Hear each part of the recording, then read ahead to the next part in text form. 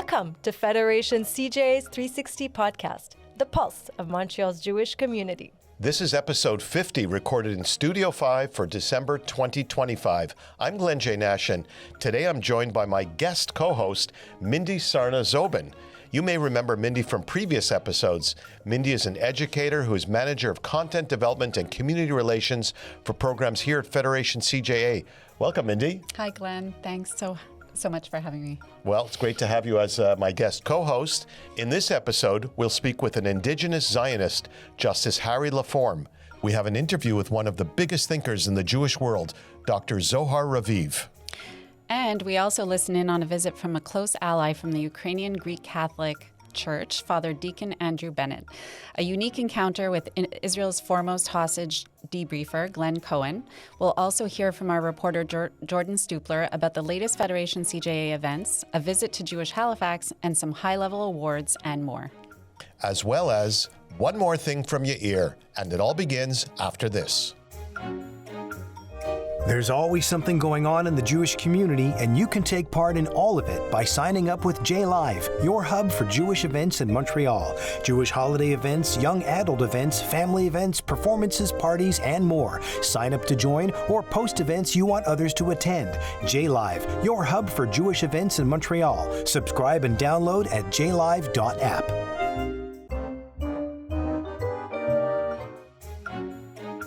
Mindy, it's great to have you on as the first ever guest co-host of the podcast. I hope the microphone fits well for you. It's great. I'm getting used to this whole space. It's really fun, Glenn. Thanks for having me. Okay, so warm up the seat and get used to it, and we'll see how this episode goes. I think it's going to be a lot of fun. Yeah, episode 50, Glenn. So that is this fun is in huge. and of itself. So yeah. Who knew that almost 2 years ago that we'd make it to 50 episodes? We've got tens of thousands of downloads and lots of interaction. It's great. We've got hundreds of interviews that are under our belt so far. So if you missed any of the previous ones, you can go back to our archives and listen up. We've got some great content. We have great things coming for 2026 as well. Can't wait to hear. Yeah. So speaking of which, we have most recently learned about an honor that was received by our president and CEO, Yair Szlak. So Yair, whose whole career, he told us on air, began because of the exposure, the experience that he had on Birthright, was honored by Birthright. They're celebrating 25 years, Birthright Israel, and they had an event celebrating, I think it was 25 leaders from within Birthright, and he got an exceptional award. It's a really auspicious honor, and you know what? I think this all comes out to show the impact of an Israel immersive experience. That has to be underscored in terms of what we want to give our kids and the leaders of tomorrow. There's nothing like it. To go home and to really experience it fully, it makes your whole Jewish life make sense. And Yair has said those words in his own way, that experience that he had being in Israel on this mission, this immersive experience, as you said, changed the course of his life. And sure. How extraordinary that is. How many lives he's touched and he's changed by virtue of that mission. And play that forward to all the other people that attend Birthright Israel missions, yeah, and the lives that they will in turn touch as well. So I've heard so many students come back and they met their beshert on their trip. So that's another reason to go. That doesn't hurt either. That's right. So that's great as well. What else have we got? So someone I deeply admire, Ita Yudin, was recently promoted to Senior Vice President of CJA for Quebec. The Center for Israel and Jewish Affairs. That's right. Okay. That's right. And she was honored by Emunah Women for her lifelong dedication to the Jewish community. She was awarded the Rabbanit Sarah Herzog Award, and the family was actually, the honorable families were in attendance, and it was a beautiful evening for both, even though it's a women's organization for Israel. Husbands and wives were in attendance, and it was really, really remarkable to see her honored in that way. That's very nice. Very nice. deserving. Congratulations to Ita, or as our friend Modi, the comedian, says, Shkoyach. Shkoyach, yeah. That's great. Mindy, Hanukkah is just around the corner, and I usually invite you in to talk about some interesting and unique aspects of the Chagim that are coming up, or maybe the Parsha. So what tidbit have you got for us that's a little bit unique and different about what we look forward to in celebrating Hanukkah? Well, so Glenn, let me ask you, have you heard of Judith, the story of Judith? and this heroine from the Hanukkah Times? I did not. I only know the story of Judy because I'm married to her, but not Judy. Yeah. Not Judith, No. yes. And we all know about Judah Maccabee, but Judith, was a feminine hero, a heroine who, with her feminine charms, was able to seduce one of the Greek generals and lure him into the tent and feed him wine and cheese. And that's sidebar. That's a reason why we have some dairy on Hanukkah. Oh, okay. Because of her merits. And once he was drunk, was able to decapitate him and save her entire village. Whoa. So this was all happening during the time. Judith with an X. Yes. Wow. Yes. So talk about girl power. Mm-hmm. So it's a side story that actually took place during the time of Hanukkah. And we talk about resistance and we talk about where was the uprising. There were small factions of Jews who were helping out the leaders of the Maccabees at that time, but really working in their own ways to help defeat the Syrian Greeks at the time. Talk about an immersive Israel experience. Oh, yeah. Wow. I mean, if you go today to Modi'in, the city of Modi'in, and a neighborhood not far away called Hashmonaim, there's a lot to historically explore about Hanukkah. That's super interesting. Well, traditionally, we talk about Hanukkah as the festival of lights, about brightening up not only our homes, but the entire world. And I think that's a pretty good tradition as well, to talk about it in that way. Absolutely. Well, for instance, did you know when you light your menorah, the way we light menorah today was discussed. It was an actual conversation in the Talmud between Hillel and Shammai. Shammai was the rabbi who said, I think we should light all 8 and subtract a night. Shammai, not to be confused with Shamash. That's right. Okay. That's right. Good. But Shammai said, let's start with all 8 and reduce the light every night to count down to the last day of Hanukkah. And Hillel argued the exact opposite. He said, you know what, let's add light every night and count upwards. And the majority rules. I'm with Hillel. We're with Hillel. Absolutely. Yeah. So we're adding light every single night. There's also an element to light by either the entrance of your home or by the window. And the whole idea there is persume nisa, to display the miracle and remind people in passing by that, it's Hanukkah. Let me remember the miracle. I think that's a beautiful tradition. Happened. I do like placing the candelabra, our Chanukiah, which I got handed down to me from my grandmother. I love to put it in the window, and on the odd chance someone is walking by, and it might just brighten up their day or their life just a little bit more. No, for sure. We're all about adding light, right? Well, thanks for that concept, that thought on Chanukah, and I hope that our listeners and viewers light their Chanukiot and brighten up their lives in whatever way is meaningful to them. Happy Hanukkah, everybody. Thank you, Mindy. In this segment, we'll hear from retired Justice Harry LaForme, a pioneering legal mind of the Ontario Court of Appeal, who is Anishinaabe and a proud member of the Mississaugas of Credit First Nation, and the first appointment of an Indigenous person to an appellate court anywhere in the entire Commonwealth. Justice LaForme was in Montreal recently to speak at Temple Emmanuel on the compelling theme of indigeneity and Zionism. The Federation CJ 360 podcast had the opportunity to sit down with Justice LaForme for a meaningful conversation moderated by past Federation CJA President Gail Adelson, who also served as national chair of the Center for Israel and Jewish Affairs, CJA. Together, they explored Justice LaForme's unique perspective as an Indigenous Zionist, his reflections on reconciliation, and his outspoken stance against anti-Semitism in Canada. First, may I begin by thanking you for spending some time here with me and for joining us here in Montreal at Federation. And more importantly, I want to thank you on behalf of my whole community for being a true Canadian leader with integrity. And in a world of moral inversion, where so many are afraid to speak up, you are a shining example for us all of what it means to speak truth to power. And for that, I thank you from the bottom of my heart. Very welcome. We need that kind of support today more than ever. For the benefit of our audience, can you explain why you describe yourself as I hope I say this right, Anishinaabe Zionist? Anishinaabe Zionist. Yeah, I don't. We talk about in Canada. We talk about we're in the era of reconciliation with Indigenous people in Canada. And Zionism is exactly what I mean when I think about what reconciliation means. Probably the more proper term would be decolonization. Some people don't like the term reconciliation because they think it's too soft or whatever.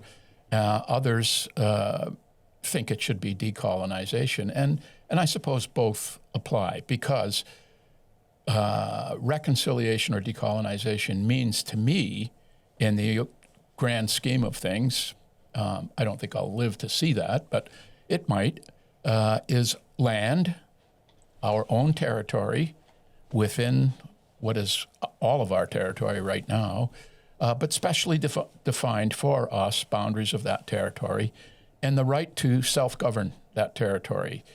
And from what I know about Zionism, that's what that is, and that's what we aspire to. It's in fact what Israel already has, and what the Jewish people have with Israel is exactly what we aspire to. In fact, by some of the comments you've made publicly, I would say you are not just Nabi. Zionist. You're a Zionist. You believe in the right of Israel to exist. You believe it as a Jewish state. Oh, I do. Mm-hmm. I do, wholeheartedly. I look at the history. Especially over these last 2 years, it's been amazing. There's endless amounts of material that you can educate yourself with, aside from TikTok. I think all that education leads you to the conclusion that I've always had, and that is Israel has a right to exist.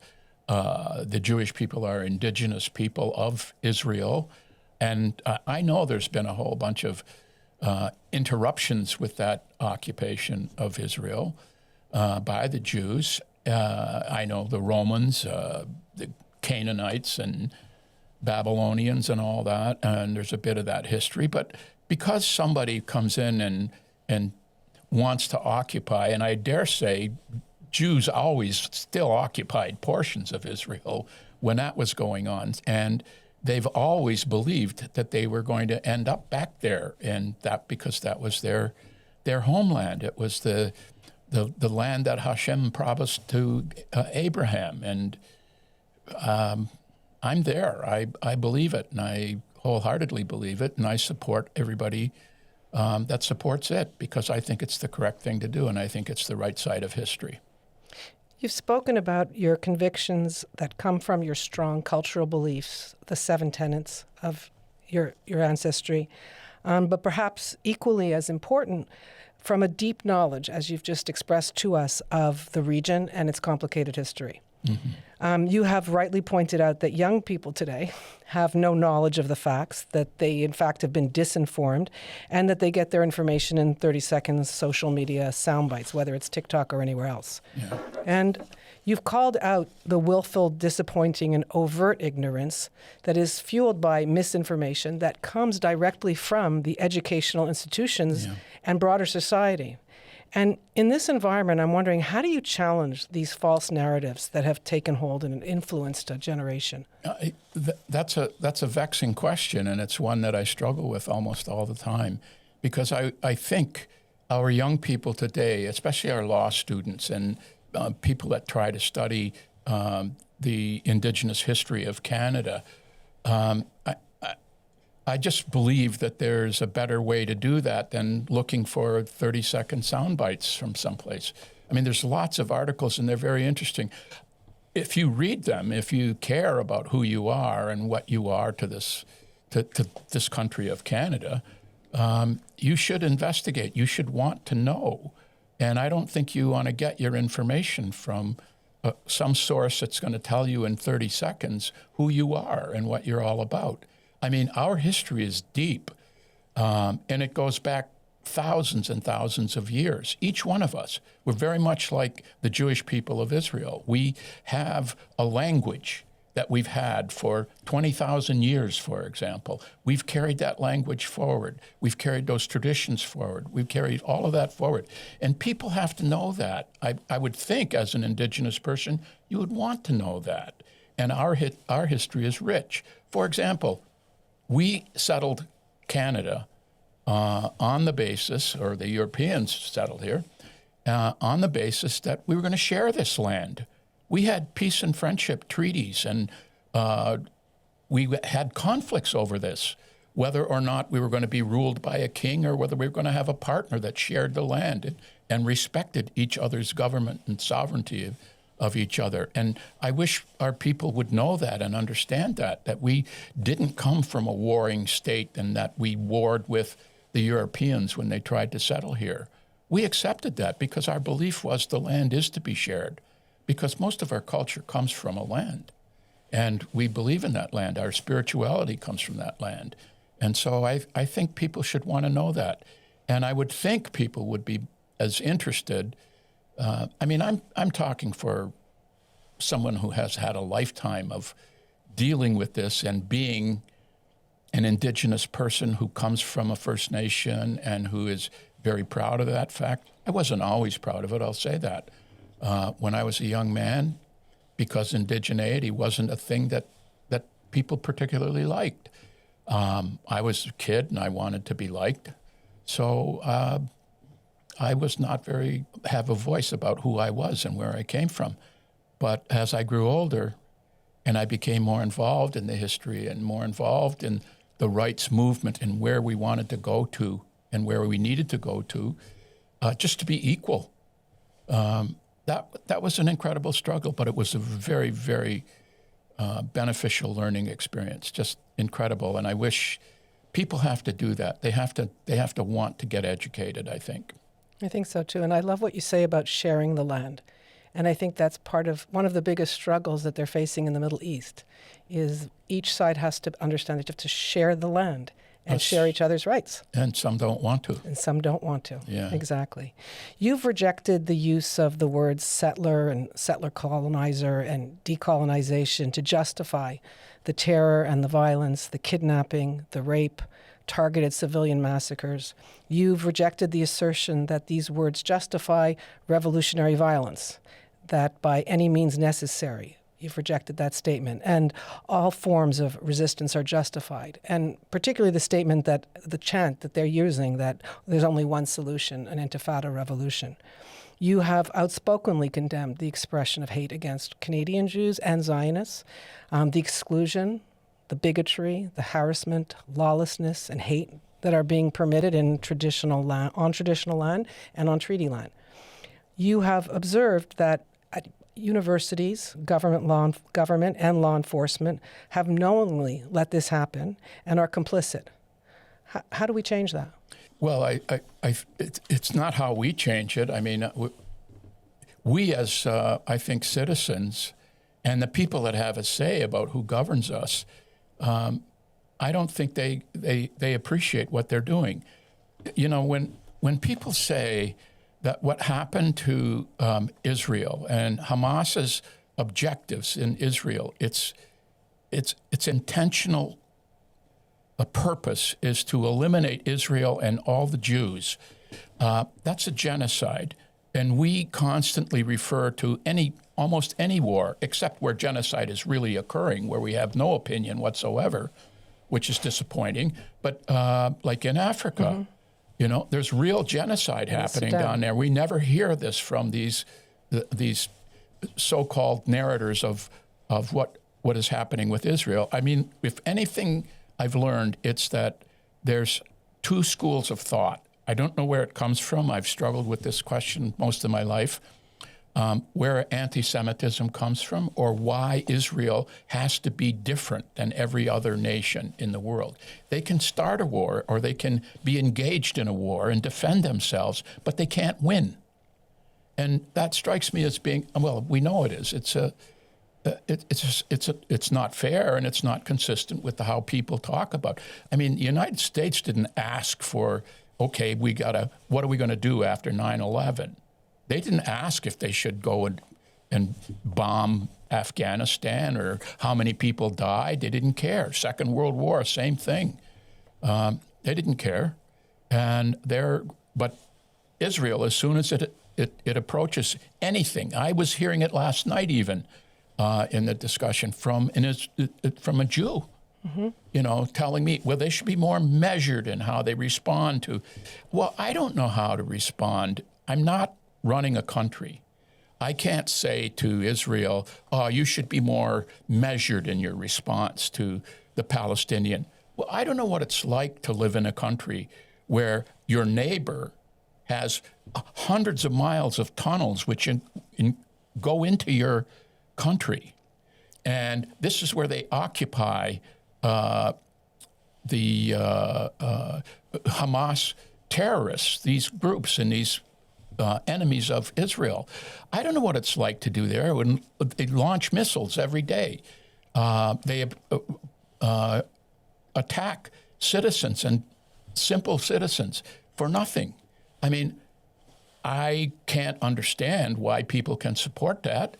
I can't understand why. I mean, when we were even in our history, you can go back thousands of years, and we had our skirmishes, we had our wars, or battles, or whatever you want to call them. But our theory, our position was, we did not kill children, we did not kill women. There were certain rules to war which just don't exist anymore. Our authorities, for example, don't seem to have, and I would say this, that it seems to me there's a double standard from governments as to who they're going to support. Like somebody just decided they were going to give $400 million to the Palestinian cause down there. Well, I don't know what that means. You know, they're going to give it to organizations. We've already done that. And we know that what that does is make the leaders of Hamas and everything billionaires living in mansions, and everybody else is out dying and using its citizens as shields. I don't see anything. I don't know how anybody can look at what's happening down there and say that there's a right and wrong, and the Palestinians are right to do this. I think they're right to complain. I think there are probably war crimes that are happening or stuff, but it's not genocide. And stop calling it genocide, please. And please have at least an equal standard how you treat Israel and what it should do to respond to a threat, and not only a threat, but a promised threat that we're going to eliminate you, Jews and Israel, and we're not going to have you here anymore. That's our objective. Now, that's genocide. And I don't know how anybody can support that, but they do. It defies imagination, actually. It does. Yeah. You've also observed that in Canada today, it appears that all protest activity is considered free speech by those who carry responsibility for the public. You have remarked that the focus is on whether the speech is free and protected rather than on whether it is racism or hate speech or incitement to violence. As a jurist, first, you've suggested that there is no such thing as absolute free speech. Could you explain that? And as a jurist, how do you change this paradigm?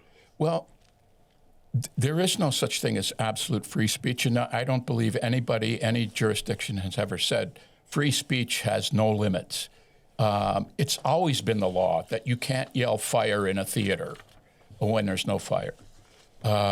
So if you take that as an example, all free speech and our free speech that we have has to have limits, and it's within the reasonable limits of those that we measure free speech. And as a jurist, I took free speech to the limits of what I could, I believed, whenever I was deciding those issues. And free speech should be, you should give people right to the edge if you want, but there is a line.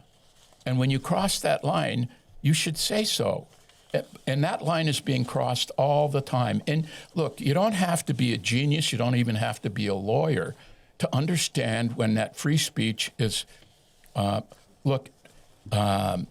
there's only one solution, intifada revolution, for example, or by all means necessary. We know what that means. And when you know what that means, you can put that in the definition of what free speech. Has it crossed over?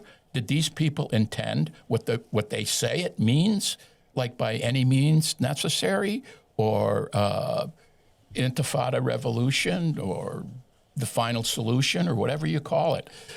If you know that that means a hatred for some group, then I think that's contextualized, and you have to include that in the definitions. You have to be able to do that. And I think that the Jewish community, or lawyers representing the Jewish community and people, are getting tired of it, and they want these prosecuted, and they want these people brought to justice. But something has happened out there that I quite don't understand, and it's that we seem to allow these groups to come out with masks on, never showing their faces, shouting the foulest language, demonstrating with weapons or false weapons or threats or whatever, and we're letting that go. And the minute somebody comes in, I just saw a recent article where a Jewish man was having a conversation with 3 women in a pro-Palestinian demonstration. And he got arrested for that because he was interfering with, I guess, the demonstration. I don't know. I thought that's what that was about, like to engage in conversation and dialogue and to ask people what you're here for and here's why you shouldn't be this. But I guess that's not true. I don't know. So I think that free speech has its limits. We know what those limits are, or we're reasonably certain we know what those limits are. And I think when that happens, we should arrest those people, we should prosecute those people, and we should, because actions have to have consequences. All your actions have to have consequences, but there doesn't seem to be any. And that's what bothers me. It's not that there isn't the ability to stop it. There isn't the ability to have consequences. We're just not getting there. And that's the dilemma. I mean, we have to observe it, and we have to act upon it. And when we don't act upon it, we just allow it to escalate. We allow the person to take the next step, whatever's the next step beyond this. And it just keeps going, and it escalates into incidents that are happening all over the world, which are violent. And they're happening. But that's what comes, and history's taught us that. Now, I don't know why we don't learn from history, but we don't seem to. Care to offer an opinion as to why they're not arresting and prosecuting? Yeah, because I don't think they really appreciate what the law says they should do, and the police are being trained. There's groups of people out there wanting to, like ALCA, Allies of Judaism, but you're the honorary chair of the board. Yes, there, right? Yes. And they try to train the police, but you don't. I mean, it's not registering in any of the publications or anything like that, that these people aren't getting. It's starting to happen. But I think they should be told by the people in authority, like Solicitor General of the province, the Solicitor General of Canada, the Attorney General, mayors of cities should be telling the police, go out and arrest people that violate these laws and tell them what. They know what they are. But they're just not, they just feel that they don't have any authority to do it, or the authority has not been passed on to them. They've not been given the right to do it. And they should be. They should be given the right. Because, look, you and I both know that when we see these demonstrations, we know that laws are being broken. Mm-hmm. We see it. I mean, you don't have to be a genius. You don't have to be a lawyer. You don't have to be an enforcement officer. You know it. Mm-hmm. When you see people with masks on burning a Canadian flag and saying death to Israel, you know there's hate in there. And if that's not hate, then we've lost. And they're very quick to move off Jewish demonstrators who stand beyond there. They try to move them away to protect the demonstration. Yep. It's very much like the comments we were making a little while ago about how Israel and its right to defend itself is measured differently than any other country in the world. I mean, it seems like we're doing the same thing with these small little incidents of Palestinian demonstrations and Jewish demonstrations. The Jews have to be peaceful march in numbers and everything like that, and have an end goal and then go home. That's what Jews are supposed to do. But Palestinian, pro-Palestinian, they seem like they can do and say whatever they want, whenever they want. With impunity. With impunity. You've called out the Islamist strategists who correctly believed that their ideological, and I'm quoting you here, that their ideologically driven false narratives appropriating indigenous social justice language would resonate and gain traction with the academically ignorant and the academically sinister in Canada. It has been said that when truth dies, democracy follows. Do you see this explosion of false facts and weaponization of free speech as part of a deliberate strategy by Islamist regimes to inflame our campuses, undermine confidence in our institutions, and destabilize our Western democracies? In an answer, one word, yes, I do. It is because,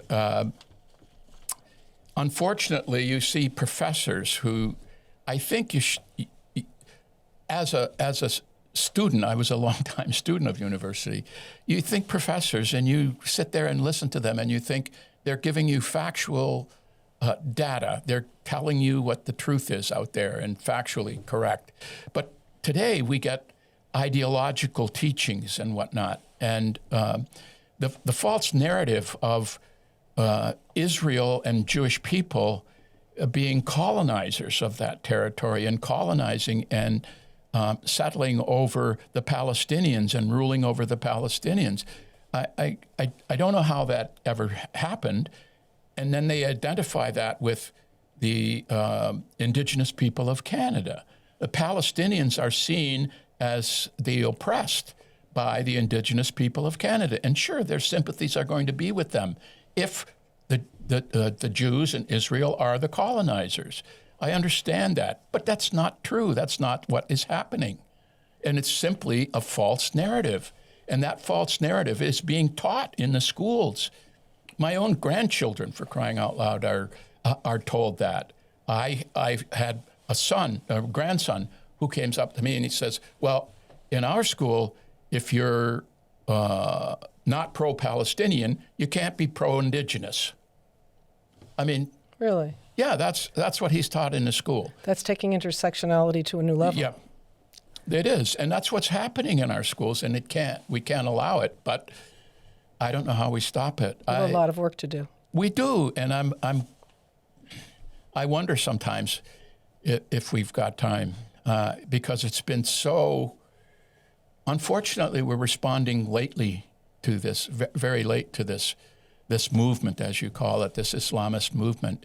And they've infiltrated many, many sources, and they have the ears of people. And when I've always believed that when Israel falls, then the rest of us are in trouble. We're next. We're next. We're next. Thank you so much for sharing your perspectives and helping us to understand, but most importantly, for standing up for your truth and our truth. We really appreciate it, and thank you for being here today. My pleasure. Thank you.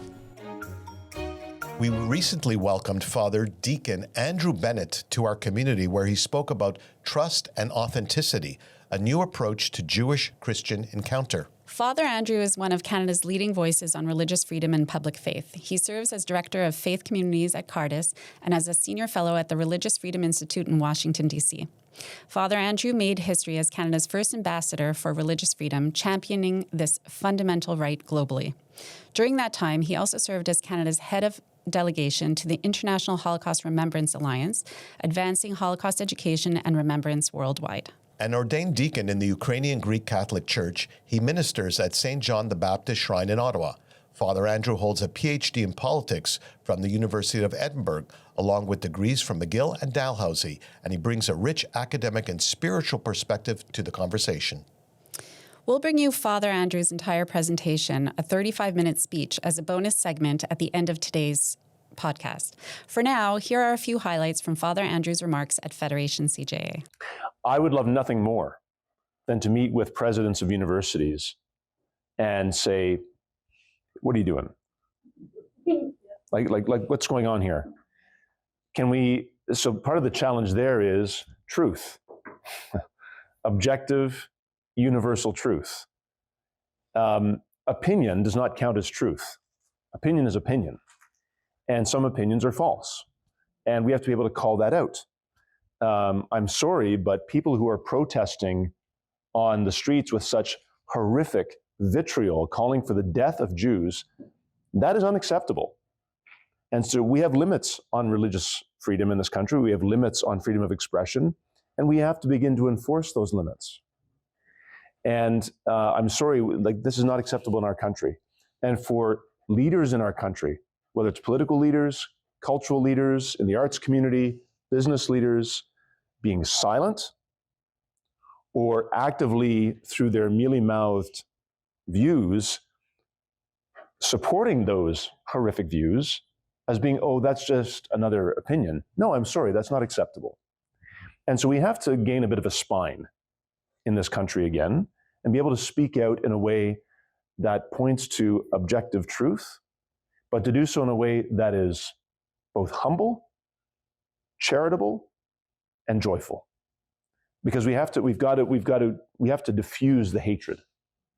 And hatred is darkness. And so we have to bring light to that. And so how do we do that? We have to do it in a way that we encourage those who have influence to step into the light and to rise above a lot of the dialogue that's going on right now that is demeaning of the human person at all different levels. With regards to the Muslim community, there's no dialogue there right now. And that is of their choice. Part of the challenge is that 30 years ago, when myself or a priest in a parish was preaching their homily, you knew that the people you were preaching to were pretty much looking to you, maybe to their catechism teacher, their family, to educate them about the Catholic faith. Now, given the prevalence of Catholic influencers in social media and across the internet, we don't necessarily know who people are listening to. The United States Conference of Catholic Bishops recently did a survey to see who was the #1 Catholic online influencer in the United States. Now, there are some fantastic Catholic online influencers, Bishop Robert Barron, Father Mike Schmitz, Matt Fradd, really, really good. But who is the #1? Candace Owens. Now, I don't want to disparage her conversion to Catholicism, but she's been a Catholic for like a minute, and she is not professing Catholic teaching in what she's saying, and so she needs to be called out on that. But there are, amongst particularly more traditional Catholic communities, that are attracting, in particular, a lot of young men, university age and a little bit older. They're being drawn in large numbers into the church, thanks be to God. But they need formation, badly need formation and discipline. And I've spoken to a number of priests who are priests of these very sort of traditional Catholic communities, wonderful priests, wonderful parishes, but where they're seeing in chat groups anti-Semitic tropes coming up. And there's one chat group that's sponsored by a parish in Toronto where someone posted a meme of George Soros with holding a whole strand of ropes controlling different parts of the economy, classic old trope. Same chat group, someone posted something, if you can believe it, on the protocols of the Elders of Zion. Once the priest found out what was going on, he stepped in and said, yeah, you're out, you're done, out you go. So we have an issue to deal with. This is not widespread, but it is there. And so this is an issue of clerical discipline, it's an issue of formation, and it's an issue of ignorance. And it's our issue that has to be cleaned up. And so I'm certainly committed to that. And we're trying to work with a number of priests to develop, including with a group in the United States called Philos Project, the Philos Project, which tries to connect Christians with their Hebraic roots. And so I'm working with Philos Catholic to develop a toolkit for Catholic priests on how to educate, especially young people, about their relationship to the Jewish people. A few weeks ago, we were fortunate to meet one of the foremost big thinkers in Jewish peoplehood and Israel education, Dr. Zohar Raviv. Paulo is still co-hosting the podcast when we did this segment. Here's that interview. I'm thrilled to introduce our next guest whose experience in education spans continents and generations. That's right, Glenn. Today we're joined by Dr. Zohar Raviv, International Vice President of Educational Strategy at Birthright Israel, and one of the most respected thought leaders in Jewish education worldwide. Born and raised in Israel, Dr. Raviv holds advanced degrees from Bar Ilan, Brandeis, University of Michigan, and has taught at Oberlin College and Hebrew University.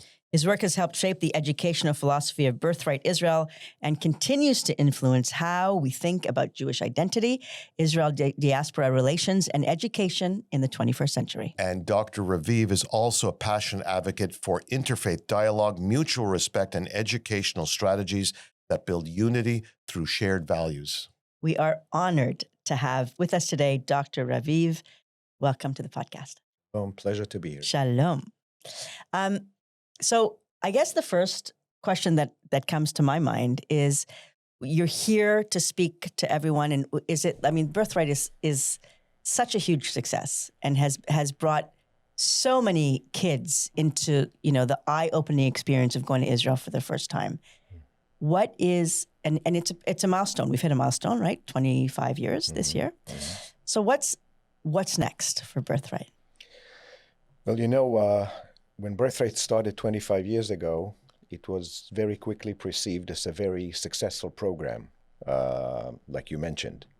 I think that today, Birthright has already evolved into becoming what I call a strategic asset for the Jewish people and the state of Israel. Because what we do is not just bring people to Israel. Let's be frank, everybody can bring people to Israel. That's not the issue. It's taking this platform of an Israel experience and turning it not into a sightseeing trip, but into what I call an insight-seeing journey. The center of the trip is the participant, not Israel. Masada, Tel Aviv, Jerusalem, these are all the backdrop of a very, very profound, emotional, intellectual, cognitive, critical journey that the participant undergoes.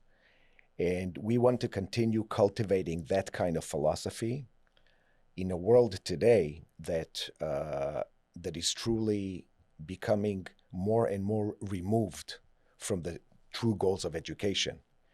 Birthright has become a countercultural positive intervention in today's world.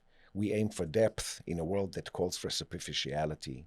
We aim for context in a world bombarded by content. We call for unity without uniformity. We don't have to agree in order to feel that we are part of one family. And these are all signposts that many of our participants respond to very, very strongly and want to continue exploring as they return from this trip. So we can call you Zohar? Of course. Excellent. Zohar, we've heard from many experts over the course of our podcast that Jewish informal education through camping creates leadership. Jewish formal education creates leadership. It creates an adherence to Judaism. What is the experience that's been through Birthright for 25 years in terms of the participants 10, 20, 25 years later? What are you finding? It's quite remarkable. We conduct very rigorous research about the impact of Birthright through the Cohen Center for Modern Jewish Studies at Brandeis University. And to our delight, we found out that even 15 and 20 years after the experience, Birthright Israel graduates have a very strong connection to Israel, to their Jewish identity, and to their desire to raise Jewish families. In other words, I think that one of the great successes of Birthright Israel is that it creates a sense of ownership over one's Jewish journey and does not treat Judaism as something that is transmitted from one generation to the next, but allows participants to put their own thumbprint on the envisioned trajectory of what it means to be a Jew.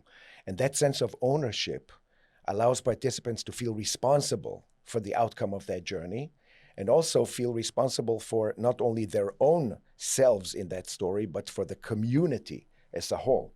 So we see very strong ties to the communities from whence they came. We see very strong connections between them and their Israeli peers that last for years and years and years. And in our opinion, that's one of the true signposts of a successful philosophy of peoplehood that transcends borders. In other words, we want to invest in a sense of peoplehood that says to our participants, wherever you are You're part of a Jewish community that awaits you. You decide what to do with that. Did you expect this kind? Is it surprising to you that it was is that powerful? That 25 years, that people who've, like the original Birthright Yair, for example, that they're still in touch with their Israeli friends, that they've really connected and rooted themselves in Judaism. Did you expect it to be that powerful and impactful? I learned from one of the greatest mentors that I've had in my life, Professor Bernie Reisman, of blessed memory.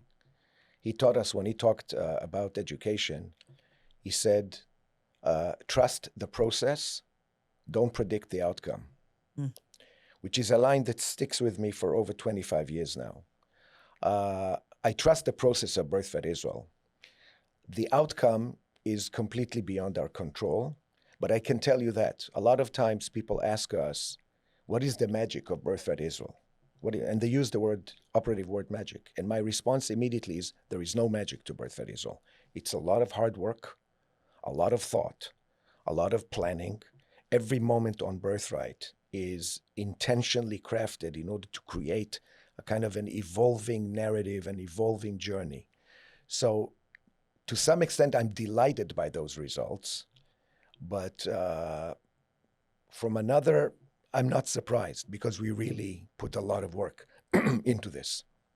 You read my mind. My next question was, how has the magic sauce of Birthright evolved over 25 years? You talk about the process and the outcome. You have similar objectives 25 years later in terms of what you've just mentioned. But times are changing. Absolutely. The generation changes, expectations change. Absolutely. So how's that magic sauce changed as well? Changed dramatically over the years. I can tell you that one of the main agendas of Birthright Israel today, and that's something that we carry forward beyond Birthright to the Jewish world, that is to change the narrative of the Jewish people so it adequately corresponds with our story. And I want to explain what I mean here. I believe that we have a great story as a people. The Jewish people have a great story to tell. But the way we often narrate our story to ourselves and to our non-Jewish surrounding is very, very lacking. Our story is a story of contribution, of education, of resilience, of mutual responsibility, of community, of social welfare, of values, of ethics, of moral clarity. But many times our narrative is a narrative of victimhood, of anti-Semitism, of Holocaust, of bloodshed, of war. And I ask a very simple question. If that was my narrative, why would I want to be part of this club?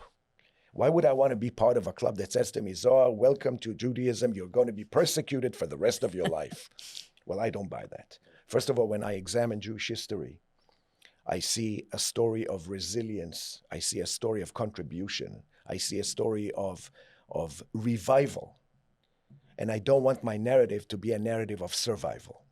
So we invest very heavily in telling our students and the rest of the Jewish world that the narrative of the Jewish people should be based on those moments where we succeed and perceive the catastrophes that have befallen us from ancient days to October 7th as interruptions to our story rather than the founding blocks of our story. Now, that's a paradigm shift that resonates very powerfully with young people, because many of them, quite frankly, are sick and tired of hearing anti-Semitism, anti-Semitism, anti-Semitism all the time. I'm here to celebrate my life as a Jew, and I will defend it if needs be.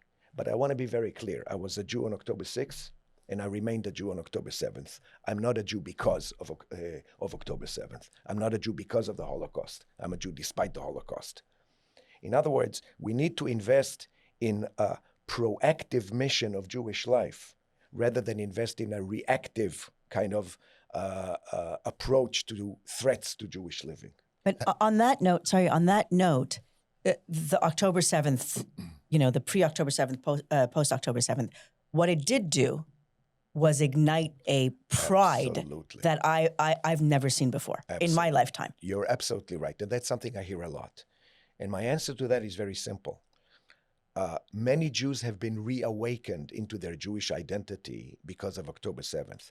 Our job now is to funnel that moment of awareness in the right direction. In other words, don't turn October 7th into yet another hefty dish on a diet of tragedies and a major factor of identity formation, but rather take that moment of awakening and start presenting people or putting them on a track of a positively felt, intelligent, inquisitive, meaningful Jewish journey that will result in them, and that's a very important point, will result in them fighting anti-Semitism because they are internally motivated to do so rather than externally instructed to do so. Right, or reacting to. Or reacting to, exactly. Right. So we cannot sustain a healthy Jewish body on a perpetual diet of tragedies. It will not work. you must be rewriting the procedure manuals for Birthright as we speak, October 7th, because the pre-October 7th Birthright mission must be completely different than the one for 2025 and 26. I wouldn't say completely because we've done great things before, and October 7th definitely was a shattering moment. But we worked very, very carefully in order to revisit our educational platform and see what needs to continue being worked. On what elements that need to continue work, we need to be more intentional and precise in language, and what needs to change. And one of the things, for example, that we concluded that needs to change now is that in addition to this concept of birthright, we also need to add a component which we call a birth responsibility. In other words, that being a Jew is not just an invitation, but it's also an expectation. You're part of a community, and there is a call to action on not only on behalf of yourself, but also on behalf of the mutual responsibility that we hold for each other. So we added a very robust volunteering track on Birthright Israel, which to date has seen over 14,000 people up to the age of 50 who come on Birthright not for the classical trip, so-called, but to volunteer for 1 week to 2 weeks and really give back of themselves to many of whom are Birthright Israel graduates who said, I received a gift and now I want to give back to the Jewish people who gave me that gift. So we work very intentionally with the notion of becoming an active member and not just a passive recipient of the Jewish story. I would like to ask, so obviously the Birthright, I'll give you my example, right? So my children did not go to Jewish school, okay? My older son went to Birthright a year and a half ago for the first Iran drone bombing. And he wanted to go, we've been to Israel many times, but he wanted to go because of October 7th. Like post-October 7th, he's like, I need to go. Do you find that the kids who are coming are kids who are in the system? Or are you finding that you're able to reach into the schools where it's not everybody's going to Birthright and you're the only one sitting in class who's not going? Are you able to go in there and bring those kids who are on the outskirts of the traditional community? It's a phenomenal question and a valid one. As you can imagine, we very quickly started researching the makeup of the participant who comes on Birthright right now for the last 2 years. And indeed, those who were coming were people who were either committed to Judaism in Israel to begin with, to a certain extent, or people like maybe your son, who had a kind of a reawakening and said, now, with all of this noise, I want to figure it out for myself. Now that the war is, God willing, really over, Birthright Israel expects a surge of interest among the not so low-hanging trees, but what you say, those who are not as affiliated. And I believe, by the way, that the overwhelming majority of Jewish students in North America, in the States, in Canada, take no active part in this cacophony, in this what I call junk food for thought that is being thrown in their faces day and night. I believe that they don't harbor any anti-Israel or anti-Zionist sentiments, but I believe that they are baffled. I believe that some of them are scared, confused, yes, rightly so. Yeah. But I call them a silent majority that increasingly feels like a silenced minority. And that's what Birthright identifies. We need to tackle them because they're a majority and do two things with them. First of all, persuade them that they're not a minority. They're the majority, the silent ones. By the way, Jews and non-Jews alike. Right. And second, How do we now transform them from a silent majority to a vocal one? And by vocal, I don't mean people who now chant Hatikva and flags of Israel. Right. I mean people who demand the right to discuss these issues intelligently, patiently, with dignity, and really delve into the complexity of the situation in Israel and the Middle East. Because they're fed up of those slogans that really mean nothing at the end of the day. And that's what Birthright is supposed to do. And I really believe that the next 5 years are going to show Birthright on its golden path.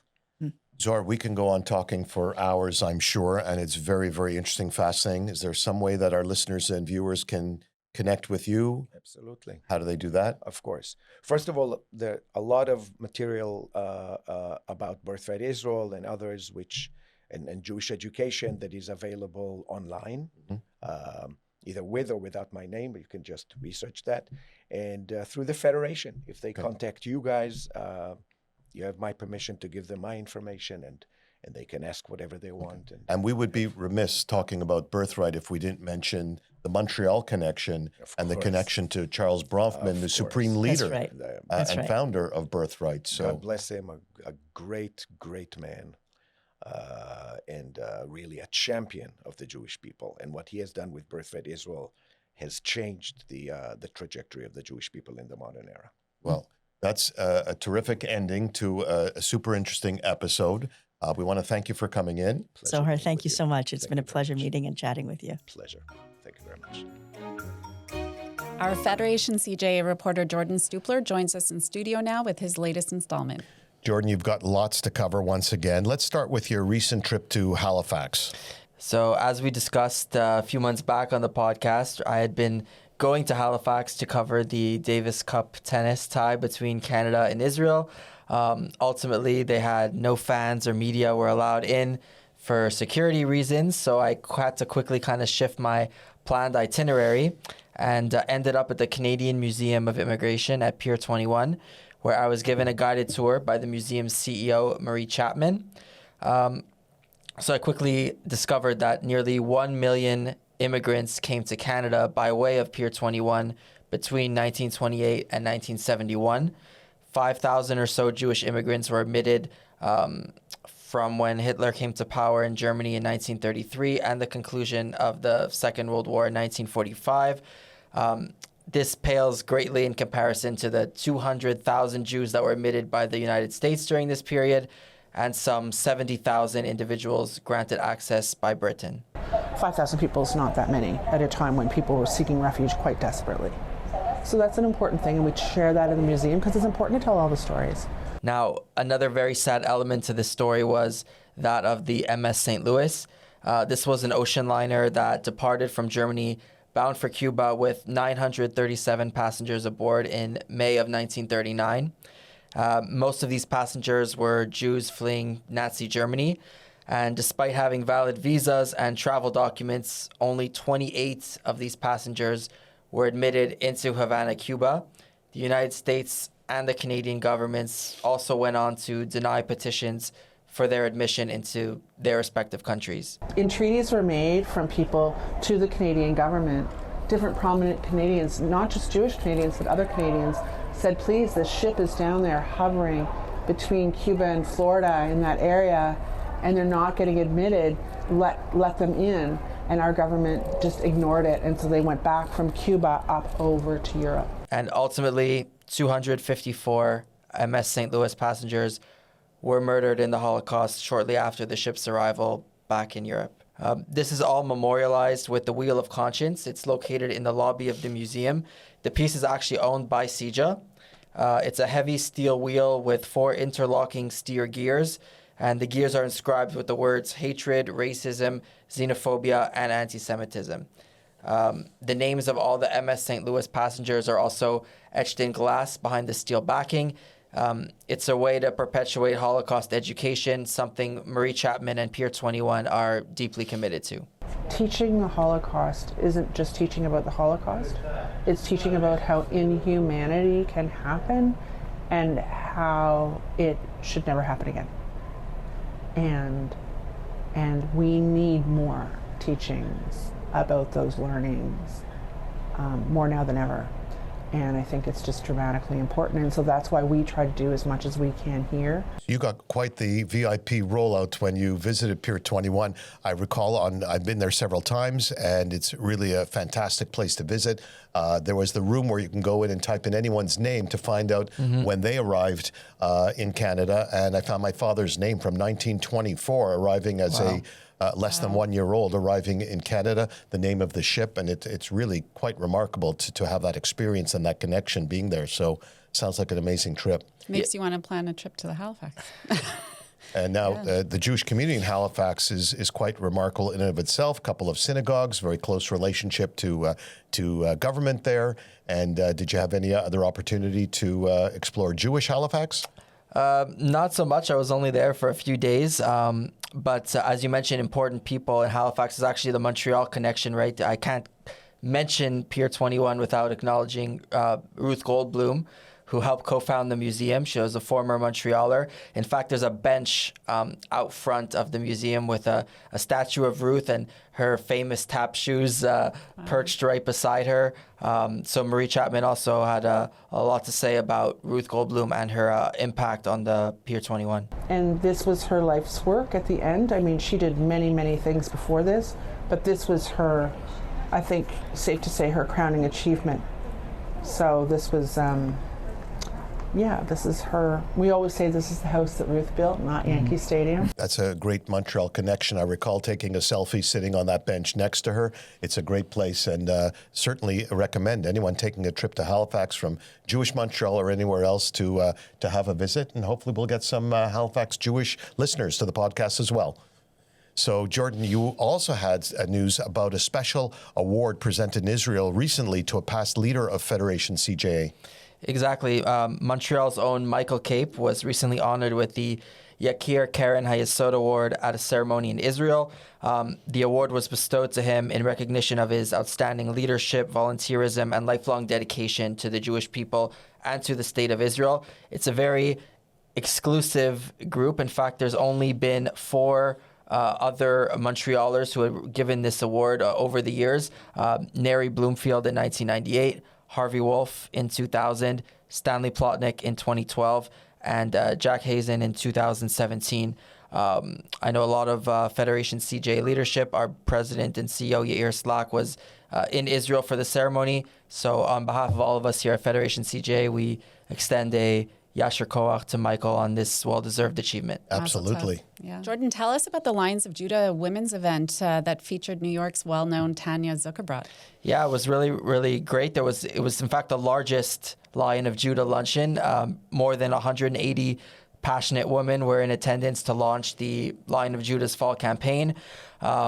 It featured, as you mentioned, Mindy, Tanya Zuckerbrot. She's a powerhouse advocate whose fearless voice for Israel and against anti-Semitism was very inspiring for everyone in the room. Also a special year for the Lions of Judah. They're celebrating 40 years of Lion of Judah.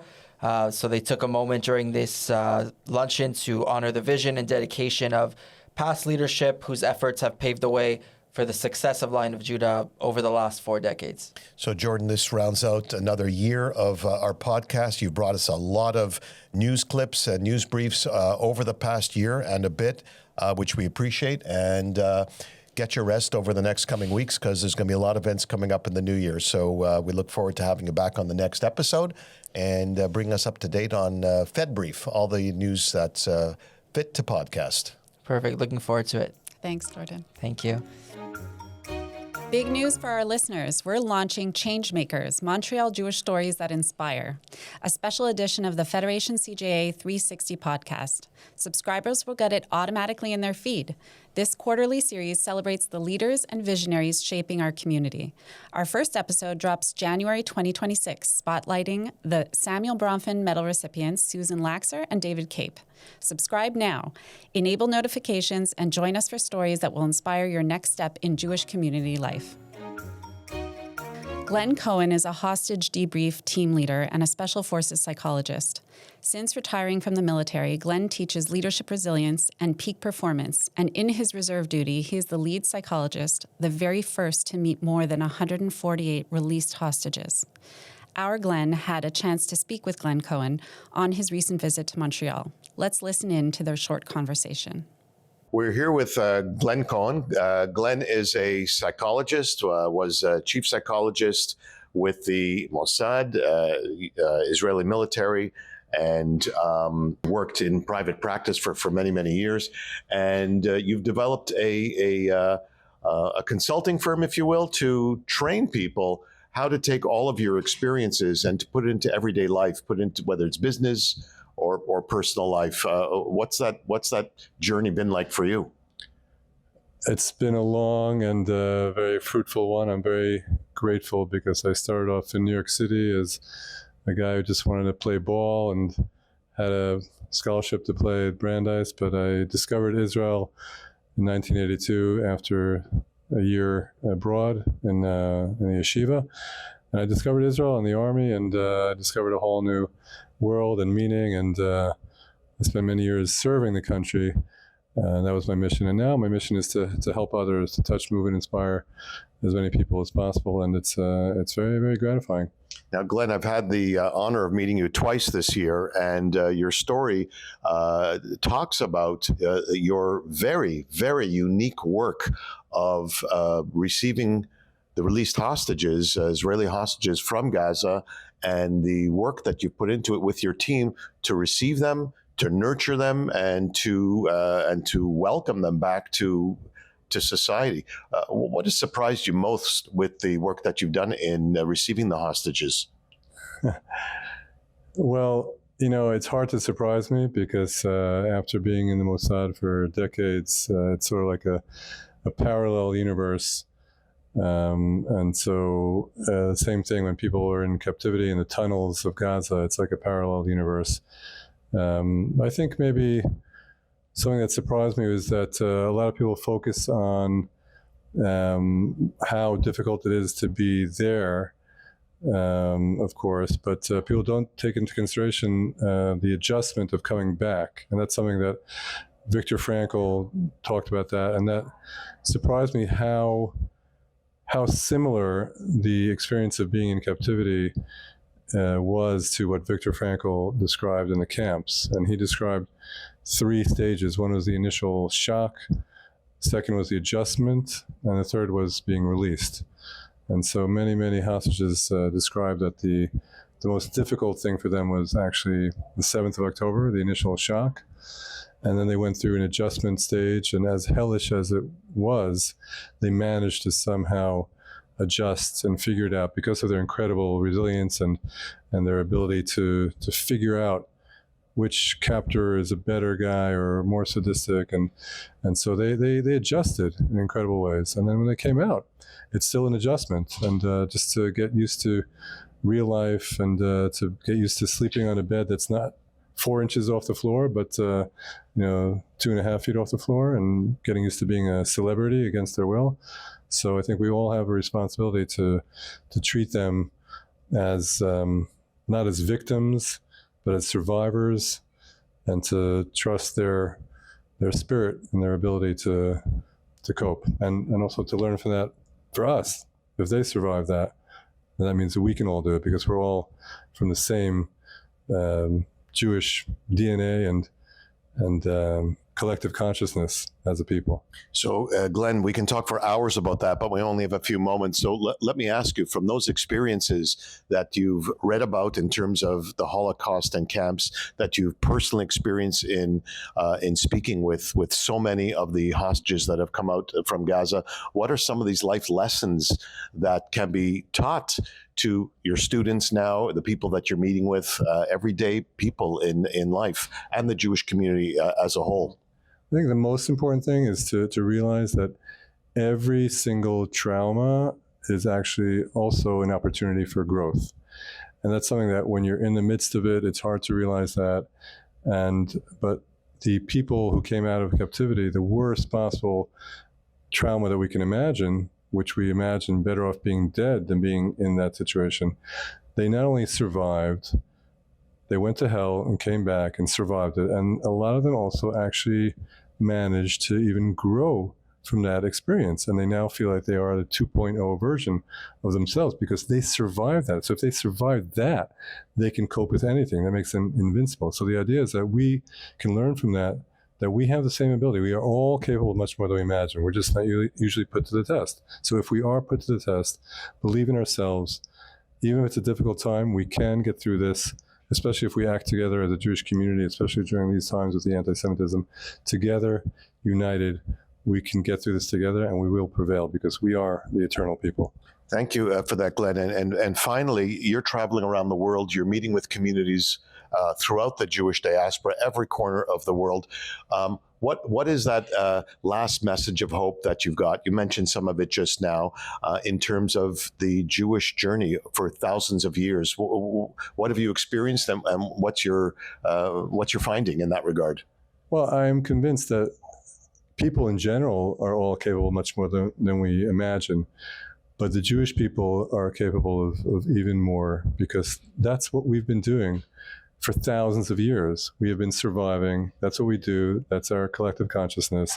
And so no matter what, we will not just survive, but we will thrive. That's our story. Glenn Cohen, psychologist, Israeli. It's an honor to meet you once again. Good luck. The work that you're doing is really incredible. Look forward to the movie or TV series that's going to come out in whatever happens next with you. Thanks a lot. Thank you. This is a safety reminder from Federation CJA. Your vigilance helps keep our community safe. If you see something, say something.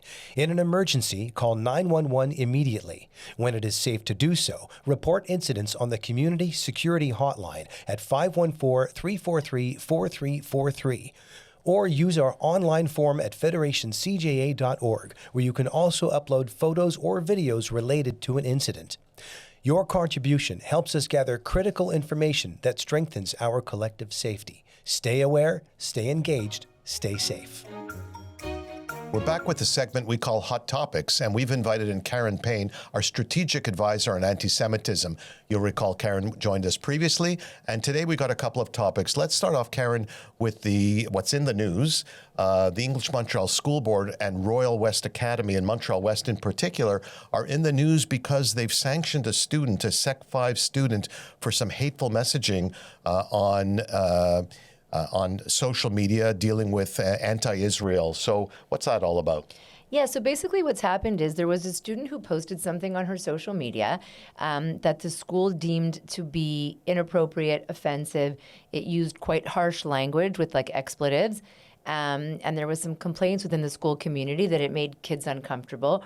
And the schools, in compliance with their duties under the Quebec Education Act and their Anti-Violence and Anti-Bullying Prevention Act, deemed this to be, like aggressive in nature and inappropriate.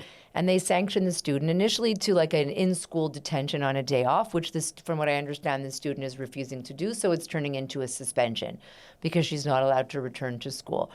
And, I think the debate here that's going on right now is the parents feel that this is an obstruction of her rights of free speech and that the school doesn't really have the right to kind of sanction this behavior on her private social media.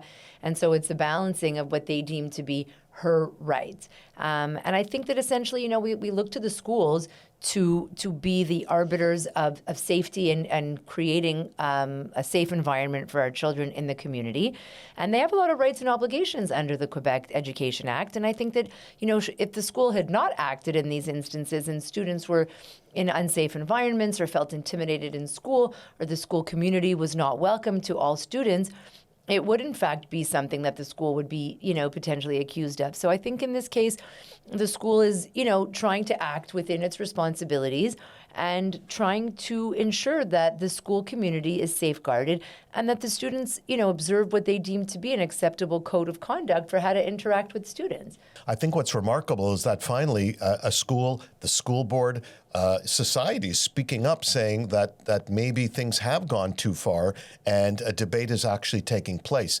I won't go into pronouncing whether or not this is right or wrong, but I think what's relevant for this discussion is that finally there is a discussion as to what's right or wrong, and I guess it'll ultimately ultimately be up to the school principal and the school board to determine, together with the parents and maybe the legal system, whether or not the school was in its right to do so. But it is interesting that they're doing something. Yeah, and I think at the end of the day, what we can't forget is that, students have rights, of course, but rights are relative, and rights are relative to other students' rights. And how no rights are absolute. You have to exist in a cohesive, harmonious community. And if you do something that is, outside the parameters of what the school deems acceptable, I think it's well within the school's right to dictate the parameters of behavior that they're willing to accept. I think also it's important for parents to remember that, of course, everyone has their right to free speech. As you said, there are limits to that free speech. But I think what's also relevant is that in social media, these kind of messages stick around forever. And eventually, students grow up, they go out into the job market, they go out into society, and those messages are still there. And is it going to be appropriate and relevant in years to come? And I think these are important discussions to have between a parent and their children. Yeah, something that you have to think about, that what you're putting out there is your footprint, but it's also your image, and that I think that the school's reaction or other students' reaction is because no single post can be taken out of context. There could be other posts that this student had put down that, have a cumulative effect, or perhaps her behavior within school. There's so many factors that come into the school's decision that, it'll be interesting to see how it plays out. But again, I think I'm happy that a school is acting in the name of the security of the fellow students.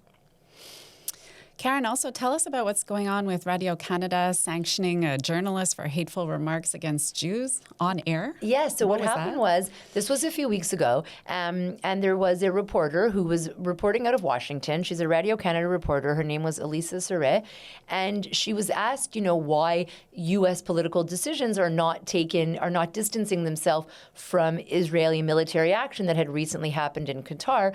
And her answer was so shocking and so anti-Semitic in nature. And she essentially, in her answer, refers to, what her understanding, as well as other analysts are, is that the Jewish people are basically funding the political community, and that they are using their money and influence to dictate American political decisions, and that essentially Jews with their money run big cities and the media. And Hollywood, she said more specifically. When I heard it, Karen, it was a jaw dropper for me. Yeah. It was all over the national news, of course. And I'm like, I can't believe that in national news coverage, this is still anti-Semitic trope like that is going on. But again, what's remarkable here is that action was taken. Tell us about that. Yeah, so I think what's interesting here is that we've seen a bit of a change. So what happened was there was definitely a swift response from Radio-Canada directly, and which was very promising. I mean, first of all, what she said was problematic for a variety of reasons. Number one is that there are journalistic standards for reporting, that you're supposed to be reporting fact, not opinion. And secondly, she's relying on very outdated tropes about stereotypes about Jewish people that are extremely prejudicial. And, what we've seen is that words can lead to action. So everyone has a responsibility in when they speak. Mm-hmm. And journalists, of course... not outdated, outlandish. Outlandish. Yeah. Outdated and outlandish. But essentially, so they came down and they definitely reprimanded her. They put her on leave until further notice. And they apologized to the community for her words and her actions.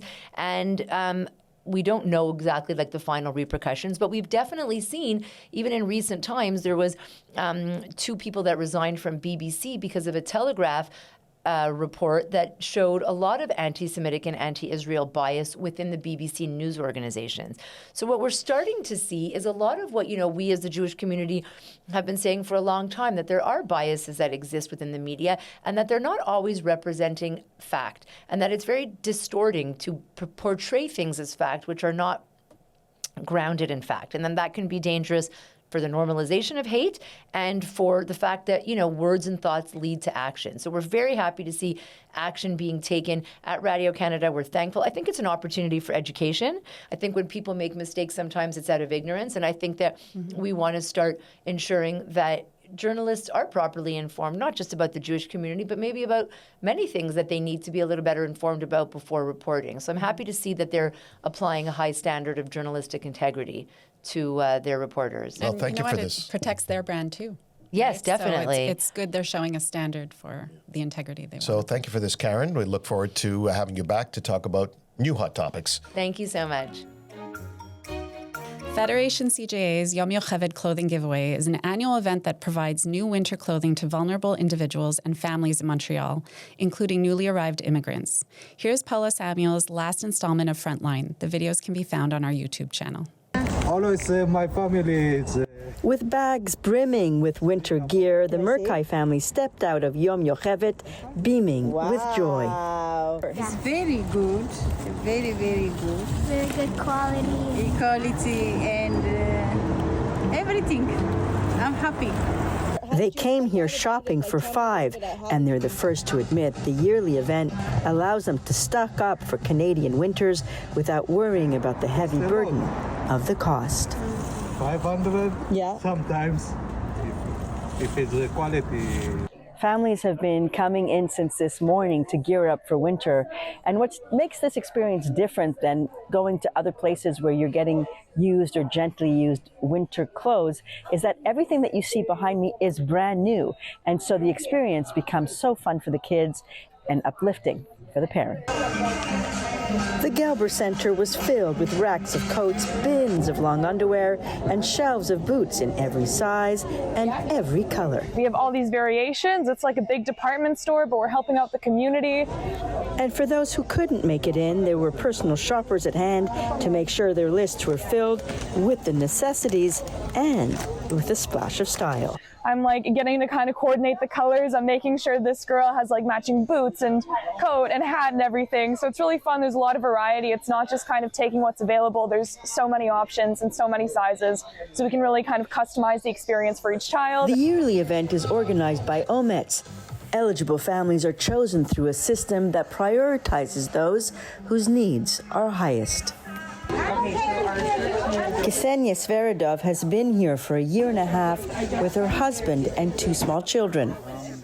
She said between the costs of immigration, setting up a new home, and getting ready for school, they had no idea how they would be able to afford to get equipped for winter until hearing about this event. Oh my God, I think like a lot of money because when I've seen how much it costs in the shop outside, only boots for one kid, it's like $200. And I need 2 pairs for kids, 2 pairs for me and my husband, plus pants, plus I think it's like, I have no idea. I'm afraid to know, actually. Like Ksenia, the Murkai family and dozens of others like them came seeking the warmth of coats and boots and left wrapped in an extra layer of warmth that can only come from community. For Federation CJA, I'm Paula Samuel in the Galber Center.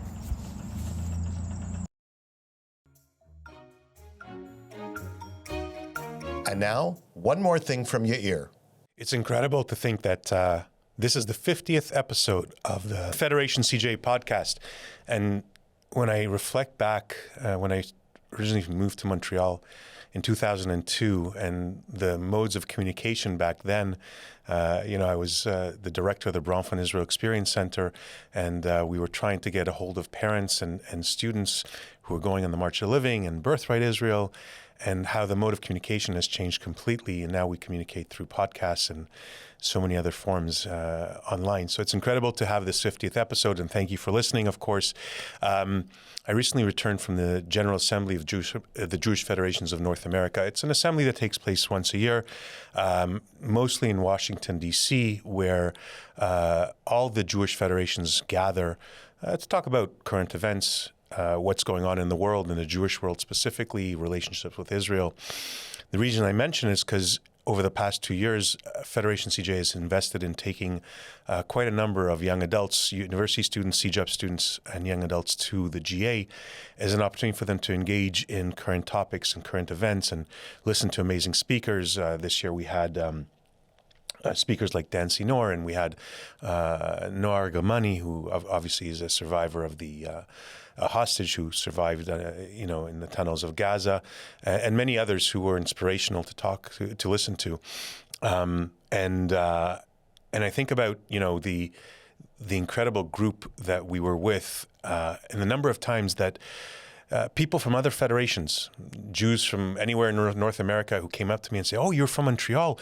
Or, do you know those amazing young adults that are all over the place?" And I was thinking to myself, isn't this an incredible community where we bring 35 young adults to Washington, by the way, the largest delegation of young adults that was there, students and young adults.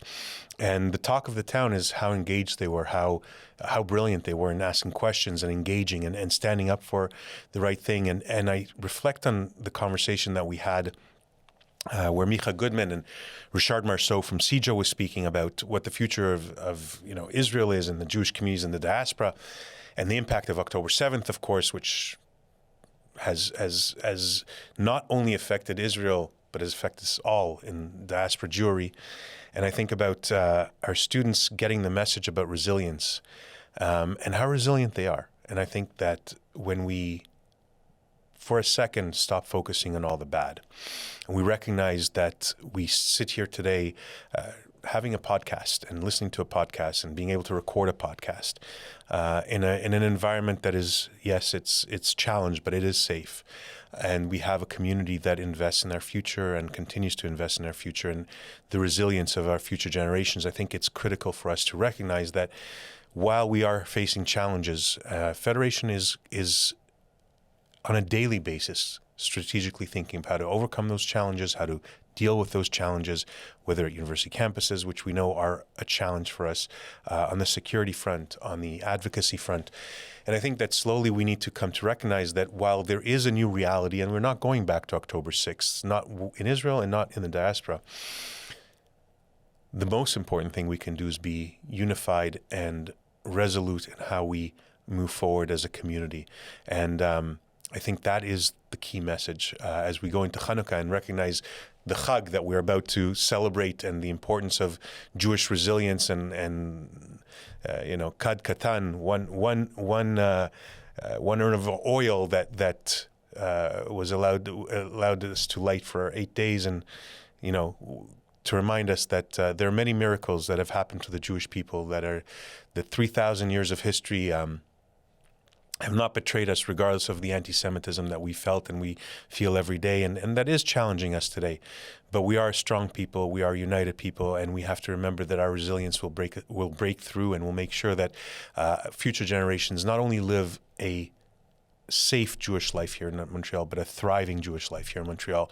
And that's the work that we're doing at Federation every day. So I take this opportunity in advance to wish you a Chag Sameach, a Chag Chanukah Sameach, and I look forward to engaging once again as we go into a deep winter here in Quebec. Looking for your Jewish sports fix? Look no further than Mention with the Boys, the latest podcast coming to you right here at a Studio 5. Join me, Matthew Cutler, and co-hosts Yanis Harush and Jordan Stoopler as we discuss the Jewish athletes and Israeli national teams making headlines. We also take a trip down memory lane in our historical segment, make some friendly wagers as part of our Minyan spread, and even offer a Dvar Torah, tying the week's Parsha to the wide world of sports. Episodes drop every other Friday on Apple Podcasts, Spotify, or wherever you get your podcast fix. Mention with the Boys, where Jewish pride meets the playing field. Technical production by Bruna Vargas. Podcast reporter is Jordan Stoopler. Hillary Cohn on social media. Contributions by Gail Adelson Markovitz, Karen Payne, and Paula Samuel. I'm Mindy Sarnazobin. For the Federation CJ 360 podcast, I'm Glenn J. Nashin. See you on the next episode. Thanks for listening. To find out more about the work we do at Federation CJA, the impact we have on the Montreal Jewish community in Israel and around the world, visit us at federationcja.org, on Facebook, and on Instagram. Until next time, shalom.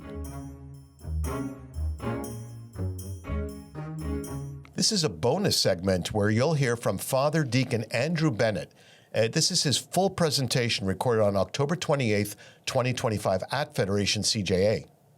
We begin with the introduction by the Montreal Holocaust Museum co-chair, Rachel Groper. Enjoy this bonus segment. Father Bennett, to be introducing you, that is a particular treat for me. We've had occasion to meet before at Temple Emmanuel. You're the director of the faith community engagement at Cardis. You're a champion, I figured that out after 5 minutes, of religious freedom domestically and internationally. You've served as Canada's first ambassador for religious freedom and led Global Affairs Canada's Office of Religious Freedom from 2013 to 2016. You've also served as Canada's head of delegation to the International Holocaust Remembrance Alliance, and I think that's where we connected. In 2025, you were awarded the King Charles III Coronation Medal in recognition of his work. You hold a PhD in politics from the University of Edinburgh, as well as degrees in history from McGill and Dalhousie, and you lead Cardis's engagement with faith communities across Canada on issues such as religious freedom, freedom of conscience, and the importance of public faith. You're also a senior fellow at the Religious Freedom Institute in Washington, D.C., and serve in active parish ministry as an ordained deacon in the Ukrainian Greek Catholic Church in the Eparchy of Toronto and Eastern Canada. As you know from our first meeting, I'm a survivor, and meeting people like you is particularly meaningful because I feel that thread of humanity, and I very much look forward to hearing you speak. So thank you for being here. Thank you. Thank you. Thank you, Rocco. Thank you. Well, thank you, Rocco, for that very warm introduction. And it is an honor for me to be here. It's even spending 40 minutes under the carry was somehow a great honor. So it's nice to be back in Montreal. I get here fairly often, I guess, but as was said, I did my master's in history at McGill, and I haven't been so impressed with my alma mater of late. Anyhow, you all know why that is, I think. But it's wonderful to be here, and I'm grateful for Yair's friendship and Rabbi Puko. It's wonderful to see you as well. We've known each other for a number of years. I want to speak a little bit today about the work that I'm doing, try and connect Christians and Jews to combat anti-Semitism together here in Canada at the very local level, and give you a bit of an update of what we've been doing through the initiative that I lead called the Simeon Initiative, and explain what that is. But I thought I would give you a little bit of background on who I am beyond the various degrees and accolades and positions I've held. Really to speak from the heart as a Christian, as a Catholic, and as a Ukrainian Greek Catholic. How many of you out here have sort of Galitsyan or background, Ashkenazi sort of background from Ukraine and these parts of the world? So, yeah, very good. So I'm not Ukrainian. My background's Scottish and Irish, but I always say to my Slavic Orthodox brothers and sisters, I would say, what are the two great things that unite Celtic Christians and Slavic Christians? You're very close. But it's love of Christ and love of root vegetables. So we're sort of bound together by starch, as only starch can do. So, but our church, the Ukrainian Greek Catholic Church, is from Galicia, and its heartland is in Galicia. And so it's interesting that a fairly waspish Catholic guy from Midtown Toronto would find himself, in his early 50s as a Ukrainian Greek Catholic deacon. Now, to be a deacon, that wouldn't have been so surprising to me. I've had a religious vocation for a long time. But to be in this particular church is interesting, how God works. And to connect the work that I've done on religious freedom and working when I did with IRA, the Lord works in mysterious ways. So I want to talk to you a little bit about one of my favorite 20th century Catholic saints, Saint Josemaria Escriva. So Saint Josemaria was the founder of Opus Dei. How many of you have read Dan Brown, the Da Vinci Code, and so forth? Don't go to Dan Brown for information on Opus Dei. Opus Dei is a movement of Catholic lay men and women, priests and various people that dedicate their lives to the particular charism of Opus Dei, which is sanctification through work. So through our daily lives, through our particular vocations that we have, how do we glorify God through that work? And so St. Josemaria founded Opus Dei back in the 1940s in the wake of the Spanish Civil War. And he died in 1975, but in the year that he died, he spoke to a group of students, I think at the Complutense University in Madrid. And I've told this story in a number of different contexts, but I think it's pertinent to today. And at that meeting, during the question and answer period, a young woman stood up and said, Father Josemaria, I'm a Jew. How do you see me? And he said, well, I see you beautifully. I love the Jewish people very much. And then he said, in fact, the love of my life is a Jew. And so was his mother. And so were his closest 12 friends. And so, in short, I am here because of Jesus Christ. And that is what brings me into relationship with all of you as the Jewish people, the first to know God. And Pope Benedict, who's one of the great sort of elaborators on the Catholic Church's understanding of our relationship to the Jewish people, famously called us, Catholics are spiritual Semites. So we are not of the nation of Israel, we're not of the people of Israel, but we've been grafted on to that tree of Israel. And as Christians, we do not have a relationship with any other faith tradition as close as our relationship with you. It is unique. It is sui generis. Nothing can separate that. I was chatting with a rabbi in Toronto who's sort of having a little bit more contact with the so-called Church of Jesus Christ of Latter-day Saints, the Mormons. And he was telling me about his experience with them, and he said, we should really involve them in the work that you're doing. And I said, well, Rabbi, Mormons are wonderful people. They live very godly lives. They're morally upstanding, really believe in family, but they're not Christians. And he said, but they talk about Jesus Christ. And so I said, they do, but when they say that, they mean something totally different than when I say that. And I said, Rabbi, you're more of a Christian than they are, as a religious Jew. And so this relationship that we have is something that simply cannot be broken. Our understanding as Christians of the law, prophecy, covenants, all of that comes from you. So I want to speak a little bit about that today. Torah, this law that binds God to his people, and binds God to his people out of love. God gives us his law so that we know how to live and to be in right relationship with him, first and foremost, but also with one another. And that law has never been abrogated. It is still binding. And we received that from you. And that is a beautiful thing. And you've just recently finished the High Holidays, and you concluded that celebration of the High Holidays with Simchas Torah, and that beautiful celebration of dancing with the Torah. That is, I think, for a Christian, when we see that as just a wonderful, beautiful physical manifestation of the relationship that God's Word has for all of us as Jews and Christians together. And I just recently was asked to preach, actually, at Congregation Beth Shalom in Toronto.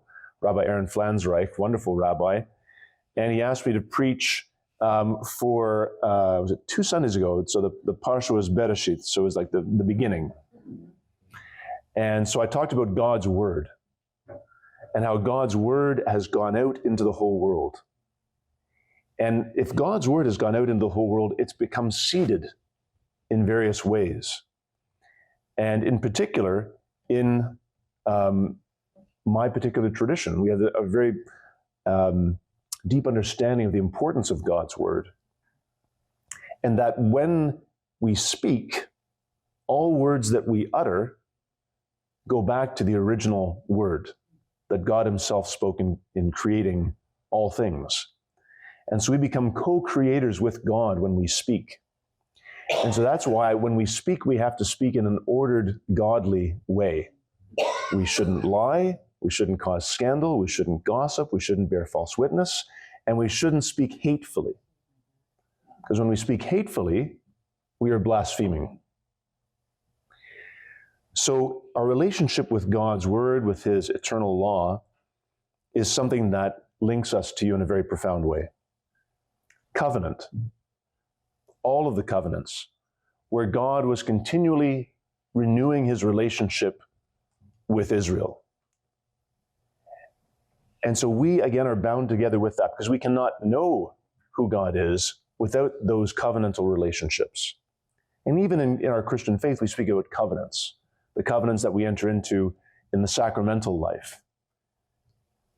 Prophecy. I had a wonderful conversation once with Rabbi Idan Sher, Orthodox rabbi in Ottawa, and he and I have become great friends. In fact, Rabbi Reuven Bulkov, blessed memory, before he died, he said to me about Idan, he said, become his friend. You guys have to be friends. I said, okay, very good. So we've become great friends, and we'll occasionally go out for a coffee or even a beer. And I learned that actually beer is almost always kosher unless they put weird stuff into it, like guava or Himalayan pink salt or something. So we were sitting this one time having a beer at a pub in Ottawa, and it was around maybe this time of year, maybe a little bit later, and Christmas was on the horizon for us. And so Rabbi Sher and I were chatting, and he said, "Who's John the Baptist?"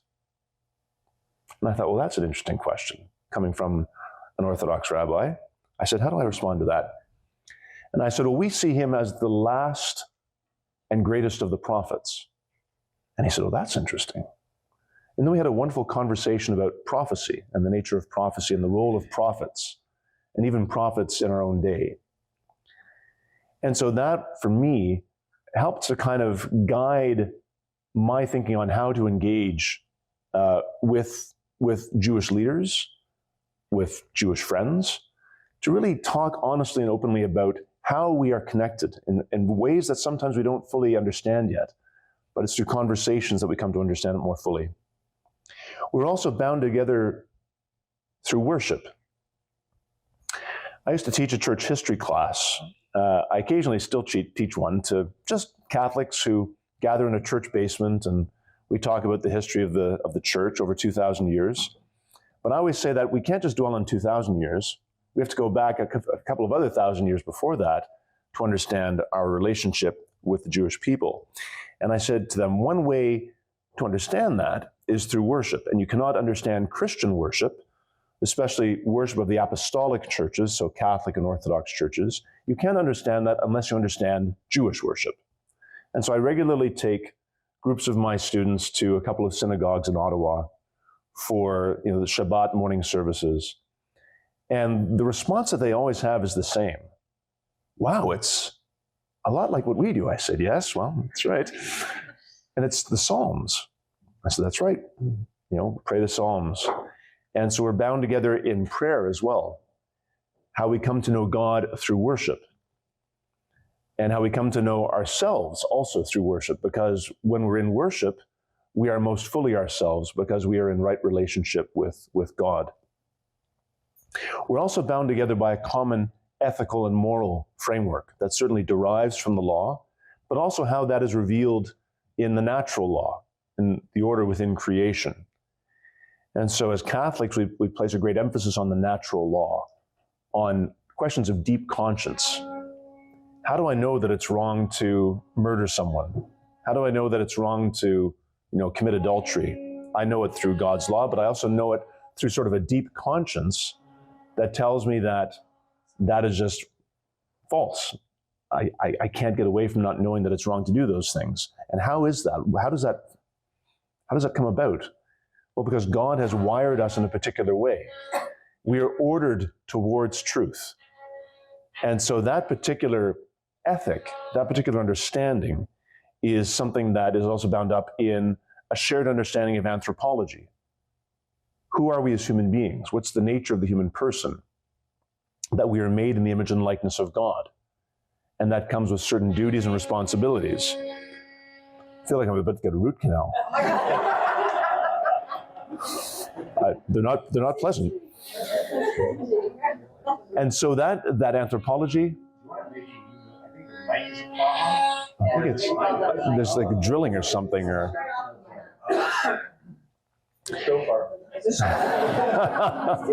rather sickly sounding shofar. So all these things, ethics, anthropology, an eschatological hope, the hope that we all believe in. These are things that unite us as Christians and Jews. We also have all these good things that I've just spoken about, but there's also the bad. And we can't ignore those bad parts of our history. Whether it's what happened during the Crusades, whether it's what happened during the Inquisition in Spain and Portugal, whether it's obviously the Holocaust. But even in those times of great evil that Christians perpetrated and were active in advancing, there were those righteous among the nations who God raised up. And so getting back to talking about our maybe some shared Galician connections, I want to tell you about two great men, two brothers, Metropolitan Andrzej Szeptycki and his brother now blessed Klement Szeptycki, two brothers who came from a noble family of Polish, sort of Ruthenian extraction, who played a role in the Holocaust of bullets in Ukraine. And blessed Klement Szeptycki, who was ultimately martyred by the Soviets, he was the hegumen, the abbot of a monastery in Uniew, so just south of Lviv.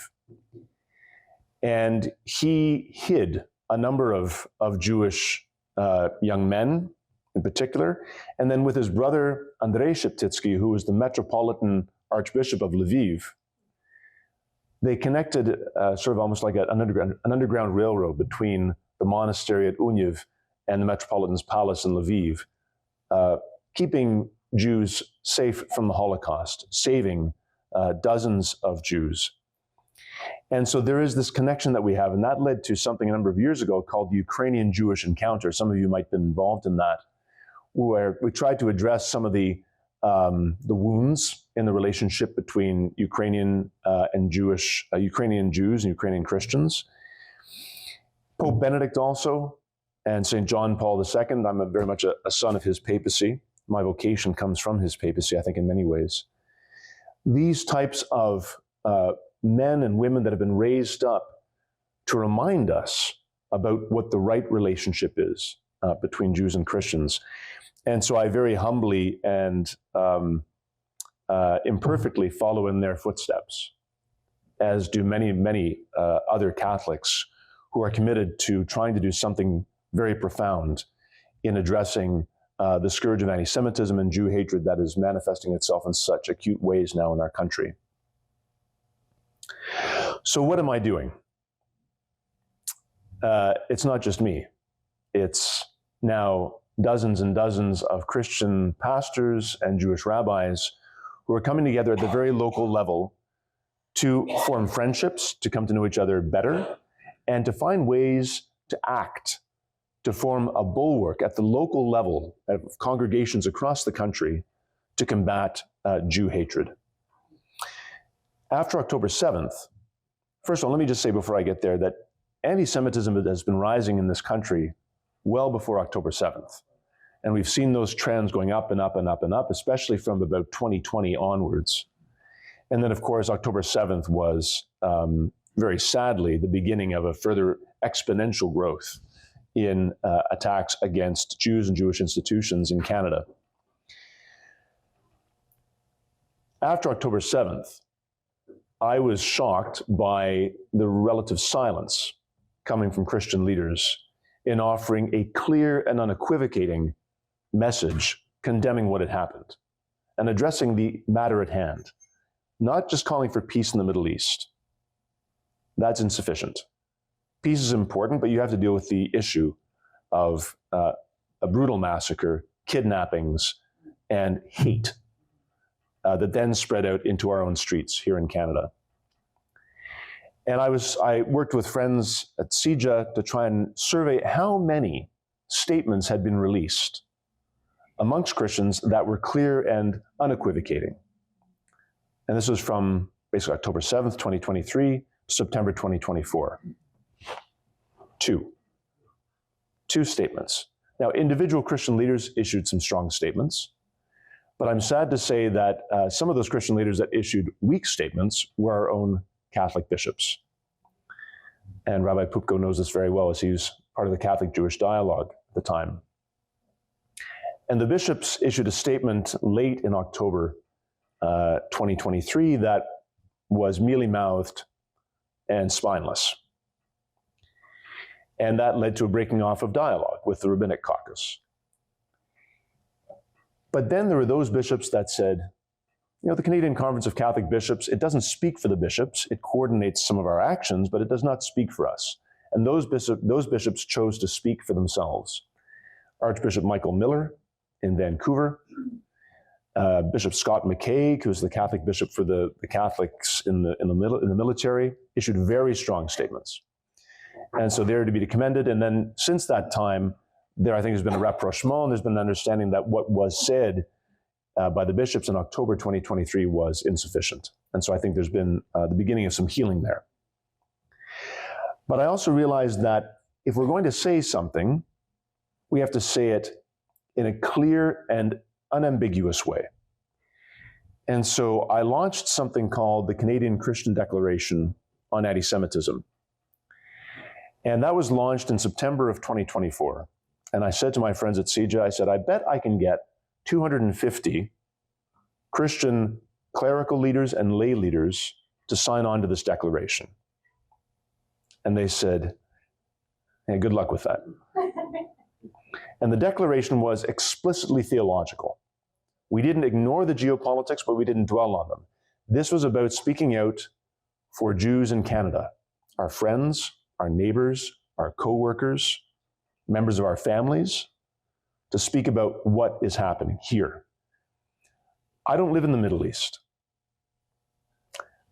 I can pray for what's going on there. I can speak up to my neighbors about what's going on there, try to shed a light on truth. But I live here in Canada, and I have a responsibility for this country and for my communities. And so that's how we sort of focus when we develop this declaration. So I thought I can get 250 people by Simchat Torah, because I wanted to kind of close off the signatory part of this declaration on the first anniversary, religious anniversary of the attack. My own goal is actually 500. I thought in my own heart I can get 500 Christians to sign on. We got 720 in the end, including a surprisingly large number of United Church ministers and Anglican bishops who were decidedly off message with their respective denominations. Now, declarations are nice, especially if they're clear, but they're not enough. And so it was the declaration that then inspired further work. And so that work has now blossomed, thanks be to God, in something called the Simeon Initiative. Now, Simeon, who is Simeon? Simeon, in our scriptures, in the Gospel of Luke, is an elder. He's in the temple, and he's been promised by God that he will not die until he sees the promise fulfilled. And of course, as Christians, we believe that Jesus Christ is the promised Messiah. On the 40th day after his birth, the Virgin Mary, St. Joseph, bring the 40-day-old Jesus into the temple to do what? To fulfill the law. And he's greeted by Simeon. And so Simeon is this sort of liminal figure that for us kind of connects the two sort of halves of the covenant. And so we wanted to talk about this because in the Western tradition, so Roman Catholics, Anglicans, some Lutherans, that episode in Scripture is commemorated as the Feast of the Presentation in the Temple. And that's on February 2nd every year. But for us as Orthodox Christians that follow the Byzantine rite, we call it the encounter. And so the Simeon Initiative is not about interreligious dialogue. It's not about Jewish-Christian dialogue. Dialogue often doesn't go very far. And I think the experience of dialogue in Canada has sometimes, it doesn't have a lot of depth to it. So we wanted to have encounter, genuine encounter, where we can speak authentically as Christians and as Jews. And we can live out our faith authentically side by side. And so in June of this year, we had a summit in Toronto that brought together 35 congregational rabbis from across the entire spectrum of Judaism, from Chabad all the way to Reform. We had roughly 35 Christian pastors from different Protestant traditions, Catholic tradition. Archbishop Lépine was there from Montreal, and from sort of the Pentecostal and Reformed traditions as well.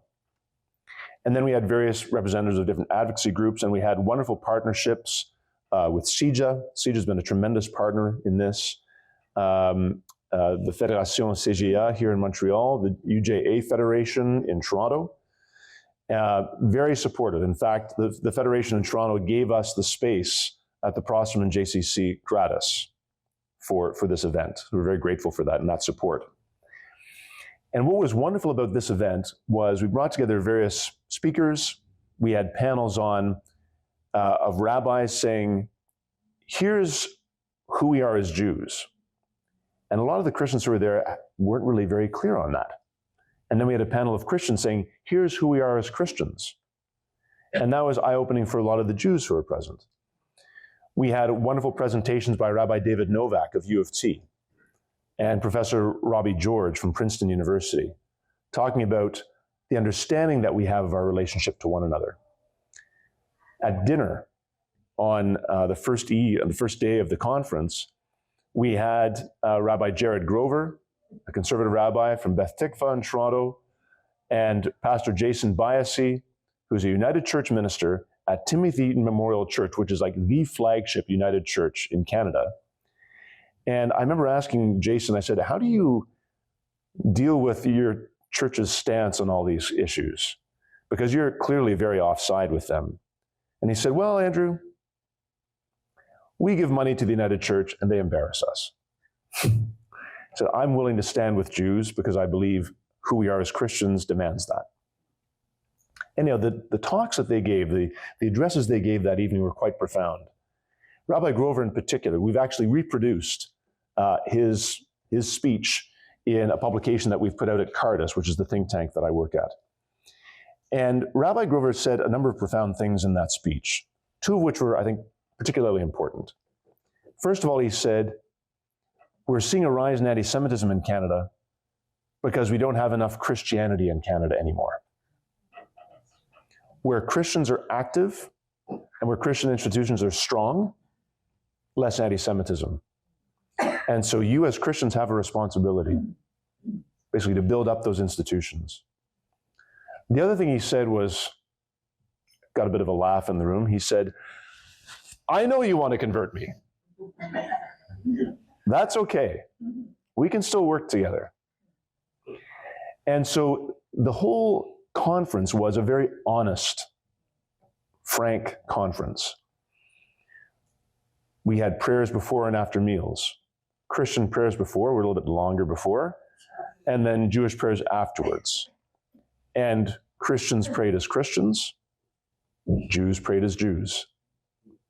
One of the rabbis came up to a colleague from CIJA afterwards and said, you know, I've done a lot of Jewish-Christian dialogue over the years. I've never been to an event like this one. At this event, I kept hearing the same two words mentioned that I've never heard before in these types of events. And my CIJA colleague said, which words were those, Rabbi? He said, Jesus Christ. Rabbi Klayman from Tiferet Beth Israel? Yeah, he came and was, some of the Orthodox rabbis were a little bit more skeptical, but I think they came away as the most enthusiastic. And Rabbi Klayman I gather he in his Dvar Torah the next Saturday, he said to his congregation, he said, these Christians, they really love Jesus. I mean, they really, really love Jesus. So I think it was a tremendous opening and good conversations that developed out of it. So where do we go from here?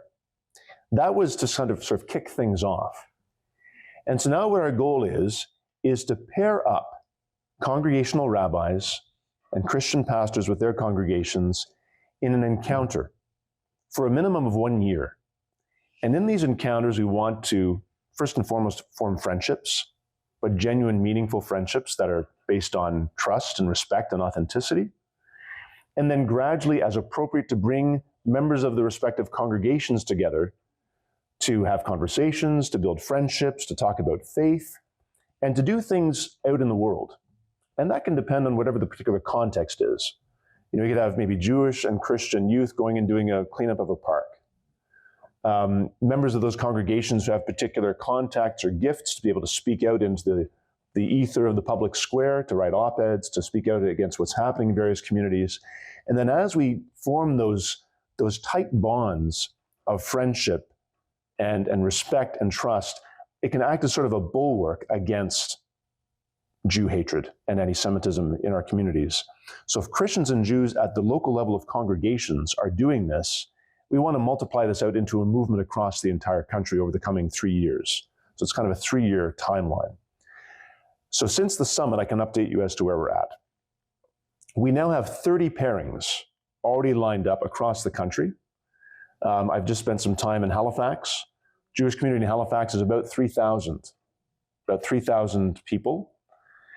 And you would have read about the anti-Semitic graffiti on the synagogues there and also on one of the rabbis' homes. So it was important to go down there and we had a few gaps there, so we now have those rabbis partnered with some fantastic Christian clergy in Halifax. We also had some gaps in Calgary. Those have now been filled.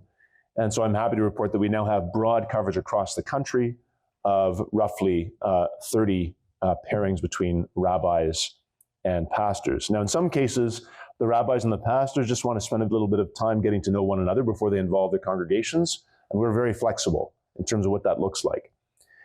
But we've also developed a great partnership with Klal, the Jewish Center for Learning, based in the States, and they have an office in Toronto. And they've got a lot of experience developing curricula that help Jews and Christians encounter one another. And so we're working with them to develop, first of all, a 2-pager that we're going to be sending out in a newsletter later this month, early in November, that will say, here's some things that you can do off the bat. We wanted to wait until after the high holidays were done because, rabbis are pretty exhausted after the high holidays. I think everybody's, from what I understand, pretty exhausted after the high holidays. It's like Easter for us. The greeting for us as Byzantine Christians at Easter is, Christ is risen, and the response is, truly he is risen. But of course, the more common greeting is, Christ is risen and the clergy are dead. So we wanted to wait until the dust had settled after the high holidays. And so now we want to sort of kick things into gear. And this 2-page will be a first kind of taster as to, here's some things that you can do to kind of get the ball rolling with this new relationship. And then over the coming year, every 2 months, we're going to be sending out a little chunk of curriculum that will help to shape the conversations. And so in addition to Klal, we're also partnering with CIJA, who will do a lot of work for us on the anti-Semitism piece. What is anti-Semitism? How does it manifest itself? How do you combat it? We're also working closely with the Friends of the Simon Wiesenthal Center, and I hope also many Holocaust museums that we can get clergy and Christian laity to visit. So that's sort of where we're at. The pairings are starting to form. We're going to be providing them with resources in the coming months. And I'm trying to do my best to visit along the way and kind of keep track on people and get some poking and prodding to my Christian brothers who are clergy. And then also trying to raise the profile of this as much as we can. None of us who have been involved in this type of work before have ever heard of anything like this. This is a fairly new thing. And to have the breadth of it across Christian denominations and across the whole Jewish spectrum of tradition is very, very exciting. And so I would ask just for your prayers I would ask for your support. And if many of you are inclined, I hope to talk it up amongst your friends. And if you know of perhaps your own rabbi or Christian leaders that you know who you think might like to get involved, I'd love to hear from them. And we continue to reach out. And Rabbi Pupko and I will be having a conversation probably at some point. So thank you very much for your time. Thank you very much for your attention. And may God grant us the strength that we need to fight this